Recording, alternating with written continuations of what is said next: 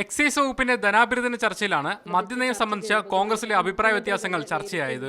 418 ബാറുകൾ പൂട്ടിയതിനു ശേഷം സംഘർഷങ്ങളിൽ 31%, ഗാർഹിക പീഡനത്തിൽ 31% കുറവുണ്ടായതായി ചർച്ചയിൽ പങ്കെടുത്ത TN പ്രതാപൻ MLA പറഞ്ഞു. കൊലപാതകം ഉൾപ്പെടെയുള്ള മറ്റ് അക്രമങ്ങളിലും കുറവുണ്ടായിട്ടുണ്ട്.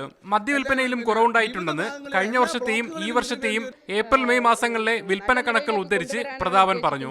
2014 ബീവറേജ് കോർപ്പറേഷൻ വിറ്റ കേസ് 19,65,024.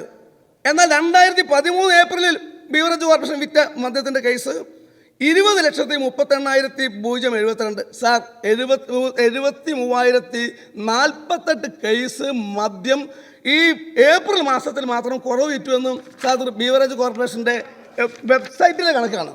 ധനാഭ്യർത്ഥനയ്ക്ക് മറുപടി പറഞ്ഞ മന്ത്രി K. ബാബു പ്രതാപന്റെ അവകാശവാദത്തെ തള്ളി.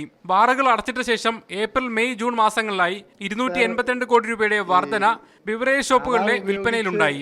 തുറന്നിരിക്കുന്ന ബാറുകളിലെ വിൽപ്പനയിലെ വർധന 84%. നികുതി ഇനത്തിൽ 200 കോടി രൂപയുടെ വർധന ഉണ്ടായതായും മന്ത്രി പറഞ്ഞു. മദ്യനയത്തിന്റെ കാര്യത്തിൽ കോൺഗ്രസിൽ രണ്ടഭിപ്രായമുണ്ടെന്ന് പറഞ്ഞ മന്ത്രി K. ബാബു KPCC പ്രസിഡന്റും സർക്കാരും തമ്മിൽ അഭിപ്രായ വ്യത്യാസമില്ലെന്നും വ്യക്തമാക്കി. വിഷയത്തിൽ സമവായമുണ്ടാക്കാൻ ഇതുവരെ കഴിഞ്ഞിട്ടില്ലെന്നും അദ്ദേഹം പറഞ്ഞു. അതേസമയം ലഹരിവിരുദ്ധ പ്രവർത്തനങ്ങൾക്കായി ബിവറേജിൽ നിന്നുള്ള മദ്യത്തിന് 3% സെസ് ഏർപ്പെടുത്താൻ തീരുമാനിച്ചതായും മന്ത്രി അറിയിച്ചു. ഇത് സംസ്ഥാനത്ത് മദ്യവില വർദ്ധിക്കാൻ കാരണമാക്കും. മീഡിയ 1 തിരുവനന്തപുരം.